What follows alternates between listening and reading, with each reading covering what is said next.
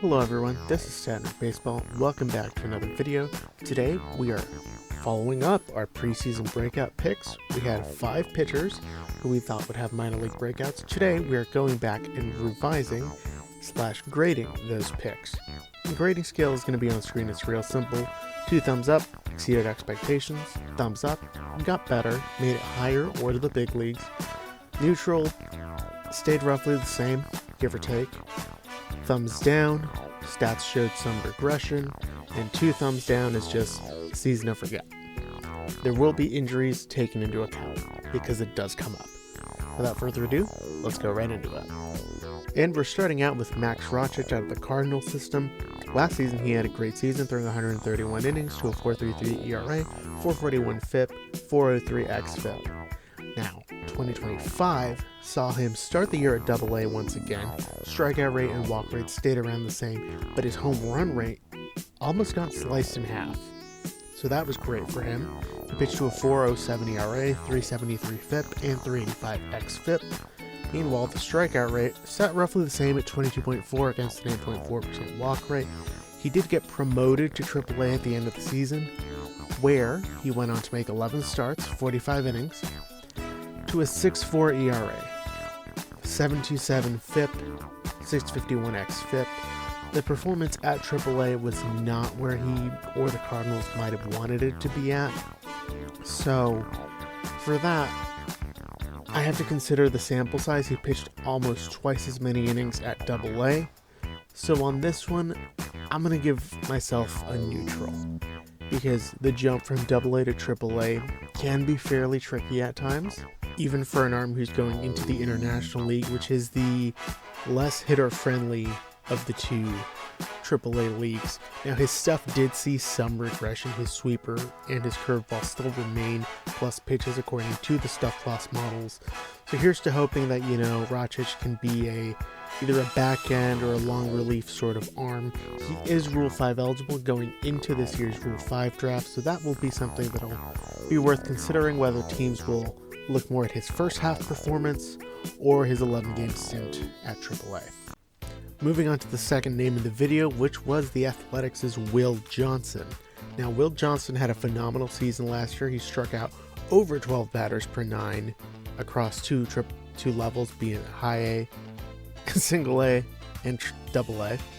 My apologies there. So he had a great season in terms of percentile numbers.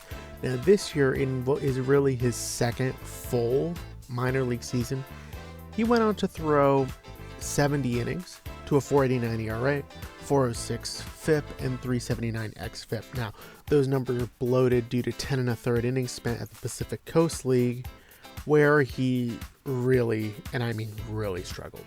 The PCL, as someone who regularly follows the San Diego Padres and their minor league system, the PCL is it's not fun for pitchers. So, with Will Johnson, the biggest thing I was thinking with him is, will the strikeout stuff stay as he goes up the ladder? Now, he wasn't used in a traditional starter's role. He started 6 of his 34 games at AA, and he did not start a game at AAA based on the small sample size. He picked up 5 saves at AA. He threw 59 2/3 innings. His ERA was 3.62 with a 2.90 FIP and a 3.09 xFIP, which is even better. He struck out 32.9% of batters while walking 11.8. His stuff was down a tick in his stint at AAA, as he averaged 91.2 on the fastball. But I will say, if you look at Will Johnson, you think, okay, he could be like a 2-inning guy out of the bullpen. You like this pick a lot more.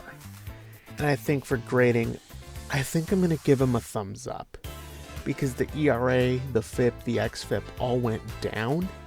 He kept the strikeout rate. The home run rate went down a lot as well. So he improved in areas, and I think he's definitely going to be an arm to consider. Like right now, I think he could be an Alex Vesia type of arm. He's definitely coming at batters from a really unconventional angle. It's an 84-degree arm angle from the left side, which is one of the highest in all of MLB. I think it would have been the highest in Major League Baseball in 2025, according to Baseball Savant. So it's a really funky arm angle. So there's definitely a chance that the stuff, even at a diminished velocity, just his 4 pitches out of the bullpen are definitely going to play. He reminds me a little bit of Jack Perkins, where the stuff comes at you real funky, and even though it might not be the best graded, it's definitely going to play. I know I've gone on for almost 3 minutes about Will Johnson, but I think his season as a whole, very solid. I'm going to give myself a thumbs up. This next one's going to be tough. My third arm in the video last offseason was Keeler Morphe out of the Baltimore Orioles system. At the time I said 18 years old with a 70 grade fastball. I don't think that has changed. The biggest issue that Morphe had this season was growing pains with walks and injuries, because he missed a ton of time this year. Between the complex level and A-ball, he only threw 21 and 2/3 innings across 12 games, 10 of which were starts, so he wasn't going very deep into games. Could have been a workload management thing, certainly possible. The only issue is he was still striking out guys, but when he got to A-ball, the strikeouts went down, the walks went way up. A walk per 9 of 14.0 is not great. A 27.9% walk rate at A-ball wasn't great. On the season, he struck out 20.3% of batters faced, but he walked 27.1. So very clearly something was not right with Morphe this season. I think for this one, I'm going to give myself 1 thumbs down in terms of the grade, because there was the caveat of he was battling injuries. While he did get the start in the spring breakout game, he really struggled once he got into the regular season.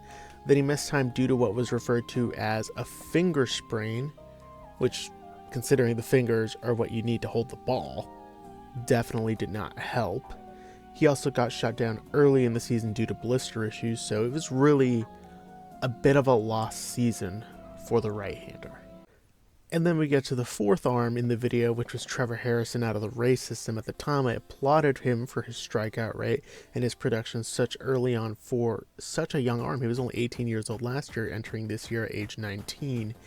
And quite frankly, even though the strikeouts went down and the walks went up slightly, he got better somehow. This year, he made 17 starts at A-ball, plus another 5 at high A. He threw 107 innings, which is a career high, to the tune of a 2.78 ERA, 3.48 FIP, 3.96 xFIP. The peripheral stats are even better. He struck out 22.7% of batters against an 11.1 walk rate. Some minor leaguers and some coaches around the industry will say that the transition from A to high A can be very difficult. You'll hear that about high A to double A a lot. A to high A is sometimes a real big proving ground for prospects, and even though the strikeout stuff was down, he still wasn't allowing that many more base runners. On the whole, he had a home run per 9 of 0.25. His home run per fly ball ratio was phenomenal at just 2.9. Is that sustainable? Probably not, but considering that for most of the season he was barely allowing home runs, even though he wasn't striking out as many guys, this kid can pitch. And he knows how to pitch. He's in a great organization for pitching development. Even the more advanced ERA and FIP metrics, like ERA minus and FIP minus, painted him between 11 and 28% above average, or 11 to 28% better than those at his respective levels. So this was a successful season. He showed increased production in the run prevention department. So I'm going to give myself a thumbs up here. I think Harrison did well. Next season, from high A to double A, though, it's going to be a pretty significant test for the right-hander. And it's one that I'll definitely be keeping an eye out on going forward. This next one's going to hurt. Breakout was an arm that I was incredibly high on going into the season. I said on the record, and I quote, he could be the next homegrown ace of the San Diego Padres. He started to find his command last season after a rough 2023 campaign, and, when I did my top 30 Padres prospect rankings on EastVillageTimes.com, shameless plug, but again, no shame, I put him higher than some arms who had showed higher levels of command, because the stuff was more promising. In this season at Double-A, in 17 starts for the Padres, he threw 74.1 innings to a 3.39 ERA, 3.51 FIP, 3.65 xFIP. The strikeout rate stayed nice and high. He was striking out 26.3% of batters against a 10.4% walk rate before the trade. And I think this is definitely something that can be worked on as a full-time starter. Now, after the trade to the Athletics, the strikeout rate went down, as did the walk rate. He did struggle with the Athletics Double-A affiliate, but that part of it could have been due to a limited sample size, as he was coming off a minor back injury after the trade. On the whole, he had a 3.75 ERA this season, 3.77 FIP, 3.72 xFIP, so he was quite good. The stuff will play at the big league level still. Even though he struggled at locating the fastball during spring training, the one sample of StatCast data we were able to get from his performance, nonetheless, the stuff plus show that he's got a good curveball, he's got a good cutter, the fastball has a pretty passable shape, and he can get whiffs on it if he keeps throwing it high in the zone. The A's selected his contract to the 40-man roster because he was Rule 5 eligible, but also because there is upside with him as a starter. There's arguably more upside with Net than there is with Henry Baez, the other big piece that the A's got in the deal for Mason Miller. So I'm going to give myself one thumbs up here. It would be two if he had somewhere in line of a 2.5 ERA, 2.75 FIP, if it was like, whoa, huge jump. But just reeling in the command allowed him to get much better results. And I look forward to seeing him in spring training, and hopefully he makes his debut next season.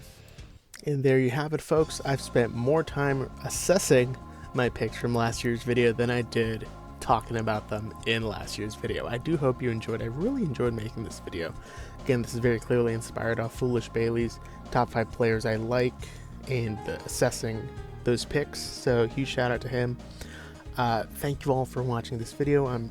This video doesn't happen without any of your support, so thank you all for supporting the channel, even though it's been a while.